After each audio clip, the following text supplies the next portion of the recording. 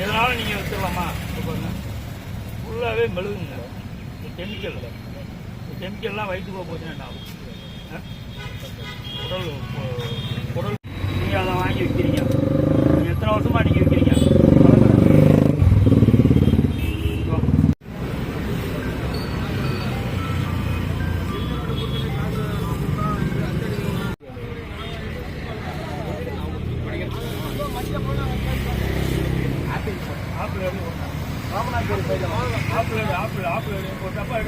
அந்த பழம்லாம் கெட்டு போச்சு. ஆனால் கெடாத மாதிரி இருக்கிறதுக்கு தான் அந்த மெழுகை வந்து முக்கி எடுக்கிறாங்க. மெழுகுல வந்து போட்டு எடுக்கிறாங்க ஆப்பில். சரி சார், பார்த்து மாற்றிக்கலாம்.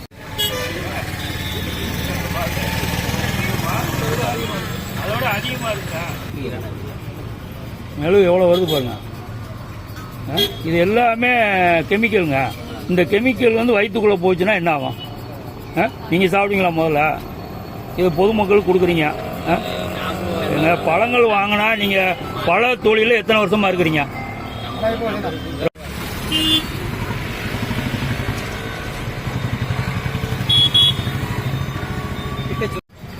நீங்கள் வாஷிங்டன் அப்படின்னு சொல்லிட்டு இந்த மாதிரி ஒரு ஃபுல்ல மெழுகு. ஏன்னா அந்த பழம் வந்து தோல் வந்து கெட்டுறாம, அதனால எப்பயுமே பார்க்கறது.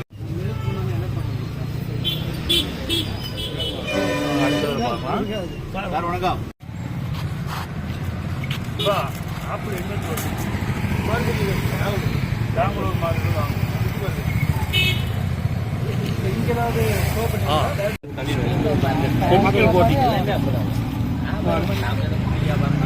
இதெல்லாம் வயிற்றுக்குள்ள போச்சுன்னா என்ன? யாருக்காவது தெரியுமா அந்த மாதிரி மெழுகு ஆப்பிள் அப்படிங்கிறது?